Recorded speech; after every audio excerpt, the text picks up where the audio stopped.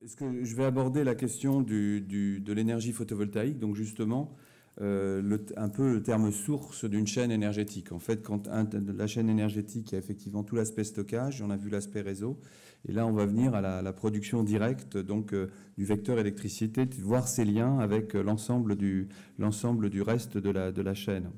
Alors donc je suis chercheur au CNRS et on a fondé l'Institut de recherche et de développement sur l'énergie photovoltaïque avec EDF, l'École de chimie de Paris et le CNRS. Et puis actuellement, on est en train de construire un institut de transition énergétique. Anciennement, c'était les IED, qui s'appelle l'Institut photovoltaïque Île-de-France, dans lequel il y a d'autres partenaires, en particulier Total, Air Liquide, l'École Polytechnique, Ribert et Auribat-Jobin-Yvon. Alors donc, pour revenir au terme source de la ressource, je dirais, au niveau énergétique, c'est revenir à la caractéristique du rayonnement solaire. Donc le rayonnement solaire, il a pour caractéristique d'être en fait l'émission de la lumière par un corps noir à 6000 degrés, K ou pas loin de C, et donc en fait d'avoir quelque chose qui est centré sur la lumière visible, avec une puissance incidente hors atmosphère qui est de 1350 watts, la constante solaire, ça varie un peu, 1350 watts par mètre carré. Donc ça, je dirais que c'est la donnée de base qui va justifier en fait les développements qu'on peut faire. Nous connaissons le terme source, comme finalement dans n'importe quel domaine où on doit gérer des ressources et des flux.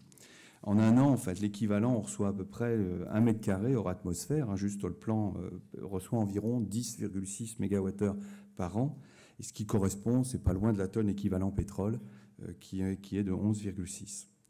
Donc le point important, c'est de voir quand on redescend au niveau de la Terre, on a une distribution d'énergie qui s'est rarement montrée, s'étend non seulement sur les territoires, on montre souvent les territoires, la Terre, mais ce que je trouve intéressant, ça c'est des watts par mètre carré en valeur moyenne. Alors en valeur moyenne, on voit que ça va de 100 watts jusqu'aux alentours de 300 watts. Ce qui est intéressant, c'est de voir que les terres sont effectivement très bien concernées, mais également les mers. Donc c'est, comme on parle de perspectives, etc., il y a des zones marines internationales qui pourraient être utilisées pour des applications dans le futur. Mais revenons sur Terre. Quand on vient sur Terre, on peut gérer, et toutes ces données sont très bien tabulées, y compris sur Paris, par exemple, vous pouvez taper le cadastre solaire de Paris, et vous pouvez voir la production de chaque toit. Enfin, il y a actuellement un niveau de précision dans la ressource qui est très étonnant. Et en fait, qu'on a en Europe, et puis un peu plus au sud, on reçoit environ par an 1 à 2 mégawattheures par an. Donc Paris, la région parisienne, ça doit être 1,2, 1,3. Donc voilà la situation, ce qui correspond à peu près à un baril de pétrole. Alors le processus photovoltaïque, ce qui est intéressant de voir, c'est que finalement, ce que nous a donné le Soleil, il nous a donné une onde électromagnétique dont l'énergie portée par les photons, qui est autour de 1 à 2 eV, ben cette énergie, c'est exactement l'énergie de liaison, à peu près, des électrons dans la matière. Donc on a de fait un couplage entre l'onde électromagnétique et finalement tout ce qui est matière, et qui correspond à peu près à ces énergies. Donc un processus extrêmement efficace qui est le transfert de l'énergie sous forme photon, sous forme électronique, et d'emblée, le processus est un processus qui met en œuvre une conversion énergie électromagnétique, énergie électrique, puisque finalement l'électron, on va le porter, on va l'exciter, on va l'amener à une énergie plus élevée qui correspond de fait à l'amener à un potentiel plus négatif, moins QV. Donc que fait la nature ? La nature, tous nos matériaux, tout ce qui nous entoure va récupérer des électrons sous cette forme. Et une fois que ces électrons sont excités, ils sont à un niveau dans lequel ils vont participer, ils vont revenir à l'équilibre, comme on dit, par tous les processus possibles. Et le premier, évidemment, c'est l'interaction avec les phonons, les vibrations du réseau, et il va donner de la chaleur. Donc premier élément, la chaleur. Deuxième élément, il va réémettre de la lumière. C'est plus rare. Troisième élément, il va faire de la chimie, plus exactement de l'électrochimie, au travers de la photosynthèse. L'idée du photovoltaïque, finalement, c'est de court-circuiter un peu tout ça et d'aller se brancher pour essayer de récupérer les électrons au moment où ils sont encore sur leur niveau. Le processus, en termes de conversion, le Soleil étant à 6000 degrés K et un panneau fonctionnant à 25, le rendement de Carnot est à peu près de 85%. Au niveau calcul, on monte à 80 dans ces eaux-là. Donc en fait, dans une situation dans laquelle la transformation de base est une transformation extrêmement avec un très haut rendement. Alors la nature a effectivement su faire comment on fait pour trouver un niveau et un autre. Un niveau et un autre, c'est tout simplement deux niveaux dans une molécule de colorant. Par exemple, la chlorophylle, il y a un niveau bas, un niveau haut, et on retrouve la nature par la photosynthèse naturelle, finalement, est capable de faire un effet photovoltaïque initial et ensuite de faire de l'électrochimie ou de la photoélectrochimie. Ici, c'est l'exemple de la chlorophylle. Alors la beauté de la chose, c'est qu'effectivement, une fois que vous excitez l'électron du niveau bas occupé HOMO de la molécule jusqu'au niveau élevé, eh bien finalement, vous allez le porter, s'il a la chance d'être en face d'un milieu qui contient des couples redox, il aura la chance de pouvoir réduire tout ce qui lui tombe dessous. Donc en fait, l'électron est capable d'aller réduire finalement toutes les chaînes carbonées, tout ce qui est CO2, travailler avec l'oxygène, il faut voir le pH, etc. Donc on fait toutes sortes de choses, la base organique, et les trous qui sont restés sur le niveau HOMO sont capables d'aller oxyder, je dirais, beaucoup de choses, et en particulier, grâce à des catalyseurs naturels, sont capables d'aller oxyder l'eau. Donc finalement, on voit que la nature, la photosynthèse, est finalement un photovoltaïque couplé intimement à son stockage, je dirais, naturellement. Les niveaux d'énergie, toute cette question de niveau d'énergie a été très importante et puis finalement, dans les années 1800, Volta, il y a eu énormément d'excitation sur ces choses, sur cette découverte des niveaux d'énergie, le zinc, la pile de Volta. Et tout de suite après, Edmond Becquerel, le père d'Henri, finalement, il était aux arts et métiers. Son père, c'est Antoine, qui faisait travaux sur la piézoélectricité, a compris qu'il pouvait faire à travailler sur les effets de lames trempées dans des liquides. Et il s'est rendu compte que grâce à la corrosion de certaines lames, il y avait du photocourant. Donc il est considéré comme l'inventeur du photovoltaïque. Alors on a en France, c'est extraordinaire, le père et le fils qui sont des grands inventeurs des énergies, des grandes énergies actuelles. Alors, le processus pour arriver à convertir, entre Edmond Becquerel, le découvreur, mais qui n'a pas fait convertir d'électricité, il a fallu pratiquement plus d'un siècle pour arriver à faire les premières cellules solaires efficaces. Et ça s'est fait dans les années 50 avec les cellules solaires au silicium, et immédiatement, en particulier dans le développement du silicium, et très vite, le rendement est monté autour de 14-15%. La raison principale de ce développement, et on voit qu'aujourd'hui, donc je poursuis, ça c'est le cycle d'innovation-rupture sur les cellules records, vous voyez, c'est les dérivées qui sont importantes, et on voit qu'il se passe des choses, ensuite on consolide, il y a une rupture, une nouvelle dérivée, une rupture. On monte aujourd'hui à environ 25,6% sur les cellules records. Et de l'autre côté, vous avez l'industrie. L'industrie, elle voit moins ces sauts d'innovation. Par contre, elle bénéficie à chaque fois des transferts, et on voit que la courbe industrielle monte avec un delta, elle est moins sensible aux innovations, elle est irriguée en permanence, et à la fin, dans la dernière période, aujourd'hui, elle tend à se rapprocher. On voit aujourd'hui des cellules industrielles à base de silicium qui sont autour de 22-23% de rendement et des modules. Ça veut dire que finalement, cette course qui a été faite, on est aujourd'hui en 2014, donc c'est 60 ans, je crois, pour la cellule au silicium, eh bien, on a aujourd'hui des cellules industrielles, des modules industriels de silicium qui sont autour de 20% de rendement. Alors le principe de base, je ne vais pas rentrer dans les détails, c'est que finalement, on a été capable de faire artificiellement ce que la nature faisait naturellement. En fait, finalement, on veut faire sauter les électrons d'un niveau à un autre. Finalement, dans les semi-conducteurs, on a ça. Ce n'est pas les molécules, c'est les semi-conducteurs. Ils sautent d'un niveau à l'autre, c'est la flèche jaune. Et une fois qu'ils ont sauté, dans la vie réelle, ce qui se passe, c'est que s'ils n'ont pas, ils retombent et ça donne de la chaleur, de la lumière. Et on a eu l'idée, finalement, elle est venue toute seule, parce qu'on faisait des jonctions pour l'électronique, qu'en présence d'un champ électrique extrêmement fort, à cet endroit-là, l'électron va dans un sens et le trou dans l'autre. Donc, conclusion, naturellement, une jonction PN, qui est la base de l'électronique, est une excellente cellule solaire. C'est pour ça que les découvreurs, finalement, ils ont découvert que ce n'était pas stable sous lumière, et ils ont exploité ce phénomène. Donc, on voit qu'en faisant une cellule solaire à base de silicium, on peut immédiatement décalé, on génère du photocourant sous éclairement, et la courbe de la diode classique, qui est la courbe qu'on voit dans tous les livres, c'est une courbe, ça passe, un seuil et ça monte, et bien dès qu'on l'éclaire, il y a un photocourant qui vient, on passe dans la zone, je dirais, motrice, on passe en zone générateur et non plus récepteur, et on voit qu'on peut faire, cette fois-ci, à un point de fonctionnement maximum, eh bien on peut capter, avec le rectangle inscrit, on peut capter l'énergie produite. Alors ça, évidemment, le point clé, ça a été le développement du spatial. Avec le spatial, cette énergie-là est devenue très importante avec dès 58 des satellites qui étaient mis, parce qu'auparavant on ne savait pas comment faire, ils continuaient à tourner des mois ou des années, et puis ils n'étaient plus alimentés au bout de peu de temps. Puis finalement ça a continué, etc. Alors quand est-ce que le photovoltaïque est revenu sur Terre? Il est revenu sur Terre quand on a commencé à faire des choses moins chères. Parce que le problème, c'est que spatialement on peut amener, mais moins cher. Et en fait, comment on a fait moins cher? On a dégradé un peu. On a dégradé le type de cellules. On a fait des cellules polycristallines au silicium. Voici des cellules de photowatt, qui est à Bourgoin-Jallieu aujourd'hui. Et vous voyez une cellule sur laquelle on met une grille. C'est le même principe, et puis qui sont à 14,5% ici, qui sont aujourd'hui auprès de 18%. Et donc voilà comment on a descendu les coûts et on a descendu sur Terre le photovoltaïque. Et puis un exemple près de chez moi, de la ferme qui est pas loin de chez mes grands-parents, ils ont une toiture et donc c'est descendu sur Terre et dans beaucoup d'endroits. Alors comment a évolué ce système-là? Il a évolué avec la recherche du rendement maximum. Et une façon de faire, c'est qu'il y a eu des mariages. On a vu le premier mariage, la première jonction, ça a été avec l'électronique. Mais il y a toujours eu la jonction avec l'électronique parce que les cellules, le photovoltaïque à base de silicium est resté toujours très près. Donc en fait, ce qui s'est passé, c'est que peu à peu, on a importé des techniques de la microélectronique pour faire du photovoltaïque. Et on a fait des cellules qui sont ce qu'on appelle à contact arrière, etc., qui n'ont plus de grille à l'avant et donc qui sont de rendement bien plus élevé.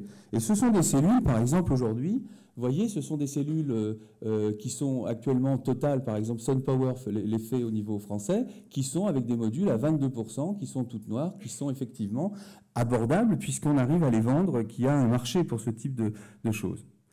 Alors maintenant, est-ce que le panorama s'arrête au silicium? Eh bien non. Eh bien non, pourquoi? Parce que finalement, le silicium, c'est très bien parce qu'il y a des plaquettes et que ça marche depuis pas mal de temps et ça marche très bien. Seulement, il faut découper les plaquettes, il y a des coûts inhérents, des facteurs énergie. Donc il y a d'autres filières qui se sont développées, qui sont ce qu'on appelle des filières couches minces, c'est-à-dire des filières où au lieu d'avoir des plaquettes de 0,2 microns ou 0,15 microns, 0,15 mm, on va descendre à l'échelle de quelques microns avec des cellules qui sont déposées carrément sur du verre, directement. Et ça, c'est une nouvelle approche où finalement, le photovoltaïque qui doit faire des grandes surfaces, il se rapproche de l'industrie du revêtement en couche. Et donc, voilà 3 filières. La filière au silicium amorphe, une filière qui est la filière au tellurure de cadmium et la filière sur laquelle on travaille énormément, qui est cette filière, alors l'acronyme c'est CIGS, c'est un alliage de cuivre, d'indium, de gallium et de sélénium. Alors vous voyez, c'est des cellules qui sont, à part la première avec le silicium, qui sont non silicium. Donc on voit que dans le domaine du photovoltaïque, il n'y a pas que le silicium qui peut exister, mais toutes ces cellules cohabitent et se développent. Alors voilà la structure d'une cellule. Malheureusement, la figure n'est pas passée. C'est des cellules au CIGS en couche mince qui sont effectivement déposées sur du verre de vitre. On voit une couche de molybdène, une couche de CIGS qui fait quelques microns, et au-dessus, il y a une couche interfaciale et une dernière couche en ZNO. C'est très simple, apparemment, mais en réalité, la mise au point de ce type de cellule a été très longue et il a fallu énormément d'efforts. Vous imaginez en sciences des matériaux, en physique de ces dispositifs, pour atteindre ce genre de rendement. Aujourd'hui, par exemple, là je fais juste un clin d'œil, en fait une cellule qui paraît très simple, dans la réalité, spontanément, elle est beaucoup plus complexe que ça et il a fallu énormément de recherche et de chance aussi, dans certains cas, pour arriver au résultat. Voilà typiquement les débouchés de ces cellules couches minces, de ces filières couches minces qui viennent directement de l'électronique, les écrans plats. Les écrans plats, eh bien l'industrie des écrans plats commence à se convertir au photovoltaïque, en fait, parce que c'est les mêmes technologies, faire du silicium amorphe ou des oxydes transparents et tout, c'est la même chose. Donc en fait, il y a des écrans où on peut faire d'un monobloc d'environ 5 mètres carrés. Là, c'est du silicium amorphe ou du silicium microcristallin. Voilà des cellules couches minces qui sont aussi mises en architecture, directement sur façade, donc le lien avec l'architecture. Et voilà une des applications importantes des cellules couches minces, c'est qu'on peut les déposer aussi sur sur des rouleaux. Et vous avez peut-être entendu parler il y a quelques années de la moquette, entre guillemets, solaire, et qui se mettait sur les supermarchés. Et là, voilà vous voyez les applications qui sont faites sur ce type de technologie. Et là, il s'agit de déposer sur des plaques d'acier du silicium amorphe déposé. Donc l'intérêt, c'est de pouvoir les déposer, les dérouler. Et on voit un enjeu important en termes de développement de la collecte de l'énergie. Alors, de façon très intéressante, c'est que finalement, ces cellules couches minces, aujourd'hui, atteignent un peu les niveaux qu'on a avec le silicium polycristallin, autour de 20% de rendement, 21,7% de rendement. Et ici, voici une cellule à 20,4, faite en Suisse, faite sur du polyimide, donc avec déjà la démonstration que ce type de cellule peut fonctionner. Alors voilà un peu les rendements records qu'on peut obtenir. Le premier matériau photovoltaïque aujourd'hui sur les jonctions, c'est l'arsénure de gallium, donc ce qu'on appelle les matériaux 3,5, autour de 29%, ce qui est une vraie performance. Derrière, vous avez le silicium monocristallin à 25,7, le silicium polycristallin à 20,4, et les couches minces, le CIGS et le CDT, qui ont aujourd'hui dépassé le silicium polycristallin, qui sont à 21,7 et 21, et enfin des technologies dérivées du silicium couche mince, qui sont à 13,5%. Alors pourquoi tout ça, ça a été possible? Pourquoi on a pu abaisser et faire passer des coûts hors coût? C'était des centaines d'euros le watt à l'époque du début de la conquête spatiale pour amener des satellites avec des cellules solaires. Tout simplement parce qu'on est dans une loi d'industrie qui est que le prix varie en fonction de la production cumulée. Et donc, en fait, on a un facteur ici qui montre que le photovoltaïque suit cette loi d'expérience, cette courbe d'expérience, qui est que à chaque fois que la production, les gigawatts produits doublent, le prix baisse de 22%, de 19 à 22%. Et c'est vrai depuis 1976.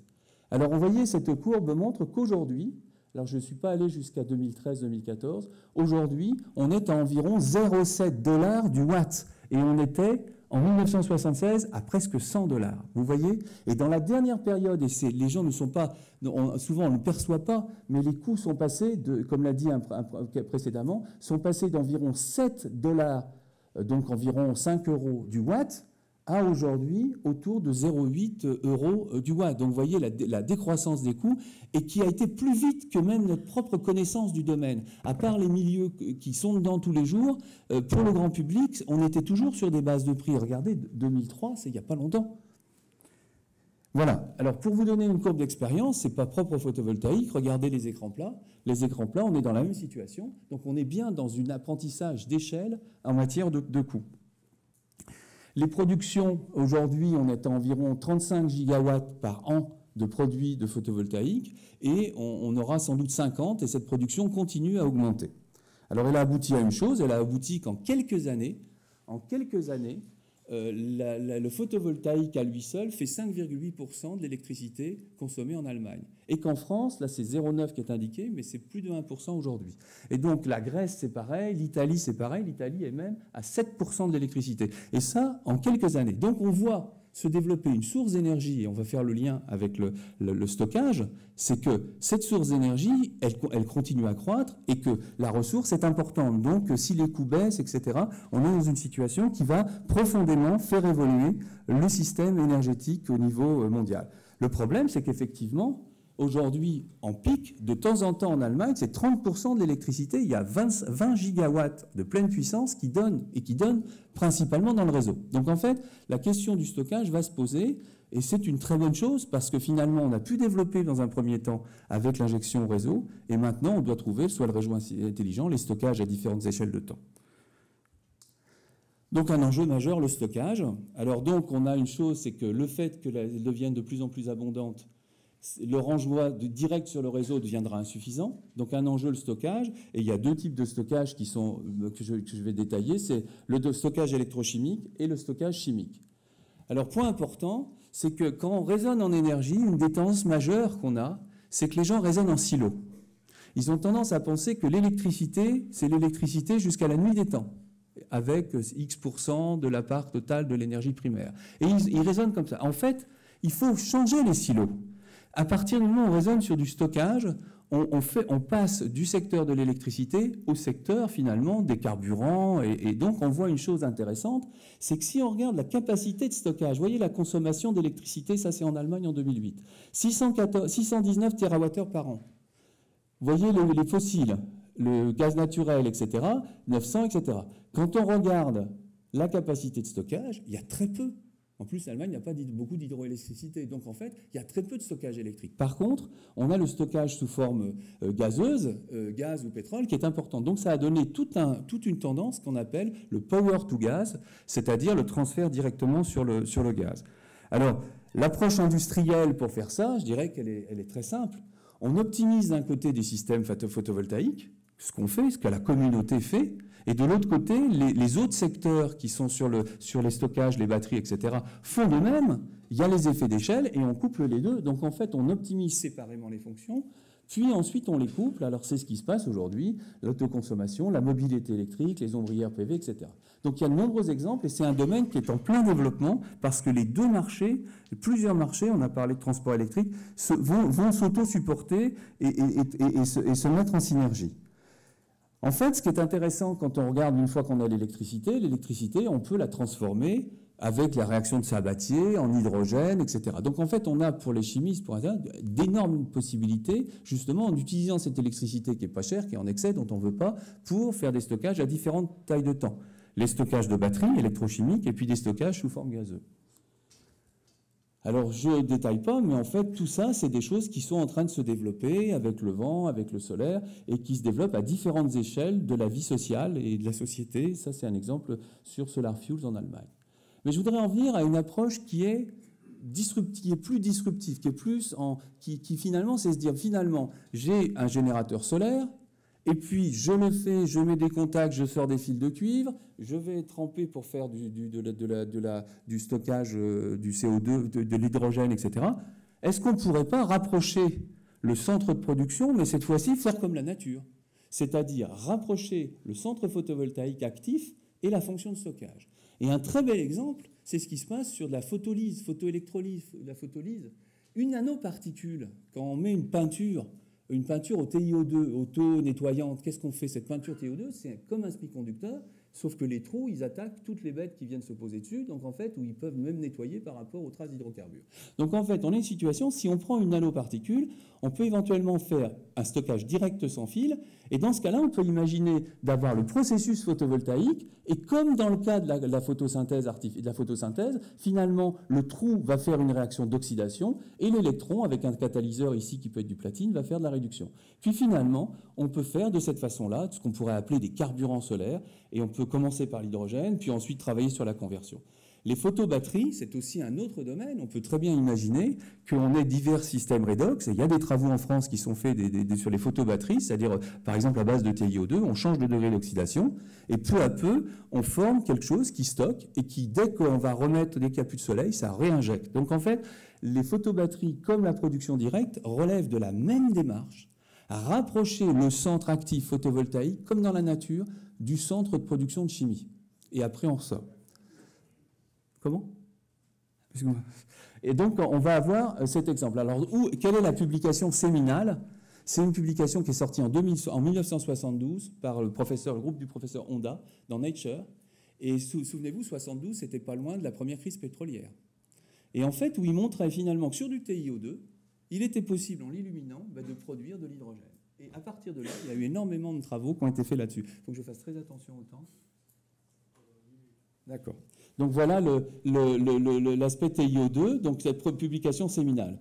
Ensuite, vous voyez que les chercheurs se sont beaucoup intéressés à ce type de développement avec des membranes artificielles et puis sont allés sur d'autres concepts. Donc alors, voilà ce qui vient de sortir, donc c'est un peu un écho, ça vient juste de sortir. C'est Michael Grätzel, qui est l'inventeur des cellules à colorant qui imitent la photosynthèse artificielle, qui là a eu l'idée de mettre en série deux plaques, et vous voyez, c'est des plaques sur lesquelles le catalyseur, d'ailleurs, je vais faire une discussion, c'est un catalyseur à base de fumée de nickel, et donc en fait qui marche en oxydation, en réduction, c'est un point intéressant. Et là, il couple directement et il bénéficie du fait que les deux cellules solaires étant en série, il peut faire très facilement la photoélectrolyse de l'eau.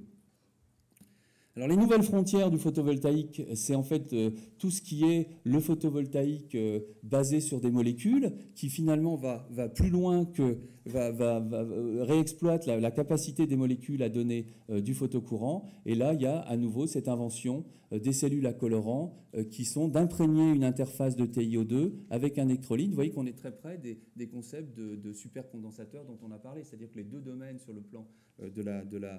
le plan conceptuel sont proches entre le stockage électrochimique et même ce photovoltaïque-là. Voilà, je passe assez rapidement sur les résultats qui sont obtenus dans ce domaine. Hein. Voilà par exemple des matrices nanoporeuses de ZNO que nous préparons au laboratoire, c'est monocristallin, et on peut les imprégner et fabriquer des cellules à colorant avec ce genre de choses. Voilà des résultats qui montent, etc. Alors le point aussi qui se développe énormément, c'est le photovoltaïque organique, ce qu'on appelle le photovoltaïque tout plastique, où cette fois-ci, on va travailler sur des polymères, sur des nanotubes de carbone. C'est interpénétré et c'est aussi un domaine qui est en train de se développer. Alors bien sûr, on n'est pas au niveau du silicium, des couches minces, etc. Mais il y a énormément d'évolutions dans ce domaine, très intéressant. Voilà, donc la boîte à outils assez exceptionnelle pour les chimistes, hein, de ces matériaux pour faire du photovoltaïque organique. Je voudrais venir sur le point qui est important, qui est les rendements photovoltaïques. À quel rendement maximum peut-on atteindre par le photovoltaïque? Je vous ai parlé de très haut rendement tout à l'heure. En fait, William Shockley, qui est celui qui est l'inventeur un peu du transistor qui a fait énormément, il a calculé dès les années 60 le rendement maximum d'une jonction PN dans le photovoltaïque, puisqu'ils envoyaient des satellites, ils voulaient savoir. Puis il a abouti avec 2 niveaux à 30% de rendement. Il a dit on ne va pas beaucoup aller plus loin. Regardez aujourd'hui, le GAS y est pratiquement, le silicium y est pas loin, le CIGS. Donc ça montre les progrès qui ont été faits. Par contre, ce qui est intéressant, c'est quand on regarde la théorie, on s'aperçoit qu'au niveau théorique, la conversion sur laquelle nous sommes, c'est ici, on retrouve Shockley. Et bien tout le reste, c'est des choses qu'on pourrait collecter si on était capable de collecter les pertes par thermalisation ou les pertes par les photons qui ne sont pas assez énergétiques pour être absorbés. Donc en fait, il y a un enjeu énorme aujourd'hui qui est de développer ces choses-là. Et le point intéressant, c'est qu'il existe des dispositifs pour le faire. C'est ce qu'on appelle le filet à papillon. Les cellules qu'on a aujourd'hui sont à gauche là-bas. Elles n'ont que 2 niveaux. Donc tous ceux qui sont bien absorbés, c'est ceux qui sont exactement aux 2 niveaux au niveau énergétique. Par contre, si vous laissez les autres transférer, vous en mettez une autre derrière, une autre derrière, une autre derrière, le rendement théorique de ces multijonctions, c'est autour de 80%. Donc on voit qu'on a des méthodes pour le faire. Et ce que je voudrais vous indiquer, c'est qu'aujourd'hui déjà, on commence à travailler en se disant, mais tiens, on a du silicium qui est à 25%. Mettons-lui une deuxième jonction dessus et faisons le début du filet à papillon. Eh bien, on voit que dès qu'on met 2 jonctions, le rendement théorique qui passe de 33%, il passe à 45%. Et si on passe à 3 jonctions, on est à 50%. Donc vous voyez, et ça c'est de la recherche, je dirais pas incrémentale, mais c'est une recherche qui est d'aujourd'hui. On va pouvoir mettre. Donc vous voyez comment va se développer ce domaine sur les modules industriels dans les 10 ans, dans les 15 ans, etc., avant d'aller rêver à des rendements plus élevés. Voilà, ça c'est la courbe générale de la course des rendements. Je vais qu'on puisse discuter ça. C'est aussi des choses qui sont les rendements industriels. Alors on dit souvent ça ne progresse pas. Mais regardez les rendements moyens des cellules silicium. En 2000, c'était 12%. Aujourd'hui, les rendements moyens sont plus de 15%. Et c'est en quelques années. Donc en fait, l'industrie continue et les meilleures cellules, le top du top, les Ferrari, elles sont pratiquement à 22%. Hein, parce qu'on retrouve, je parle de moyens et de fait. Enfin, la dernière point, c'était de demander des perspectives dans ce domaine. Les perspectives, bien, si vous le regardez aujourd'hui, ça vient juste de sortir, c'est l'Agence internationale de l'énergie vient de faire un rapport sur le photovoltaïque avec une roadmap. Et cette roadmap, ce qui est intéressant dans la prospective, je terminerai par juste ce point, c'est de dire qu'en fait, la perspective, il faut en faire. Mais il faut voir qu'elle est amenée à changer, elle peut changer très vite. Voilà ce qui était prévu en 2009 pour l'accélération du photovoltaïque. Regardez ce qui se passe en 2014 ou 2013. On prévoyait dans le scénario le plus optimiste 10 gigawatts. Regardez ce qui s'est passé. On est à 140 gigawatts, c'est-à-dire qu'en fait, on est au-delà largement du scénario le plus optimiste qui a été prévu. Donc on est dans une situation où ça montre une chose. Il faut faire des roadmaps, mais il faut aussi considérer dans les roadmaps qu'il peut y avoir soit des accidents par le bas, soit des accidents par le haut. Donc on est bien dans un exercice de prospective. Bon, alors, je vais aller, ils font des choses sur des choses importantes. Et le dernier message que je voudrais dire, c'est que le photovoltaïque, au niveau technique, atteint des niveaux de performance qui pourraient atteindre autour de 10 centimes de dollars, 11 centimes de dollars du kilowattheure dans certains endroits. Mais un des coûts importants, c'est la finance. C'est-à-dire que finalement, l'optimisation du photovoltaïque et de plein de choses, c'est l'optimisation aussi des moyens financiers. Parce qu'on voit que le coût du capital, etc., en fonction du capital, de la façon dont on finance le photovoltaïque, et ça ne veut pas dire financé par l'État, ça veut dire comment on investit, on a une situation dans laquelle les coûts et la compétitivité peuvent être très différents. Voilà des conclusions, voilà des concepts. On a c'est très compétitif aujourd'hui au niveau industriel, technologie silicium, couche mince, en développement l'organique, cellule à colorant, et surtout les champs émergents. Ça va vraiment être le couplage avec le stockage, avec la production de carburant. Voilà. Et puis je vous laisse juste vous présenter l'Institut de transition énergétique, Institut photovoltaïque Île-de-France, et surtout vous remercier de votre attention. C'était un peu long.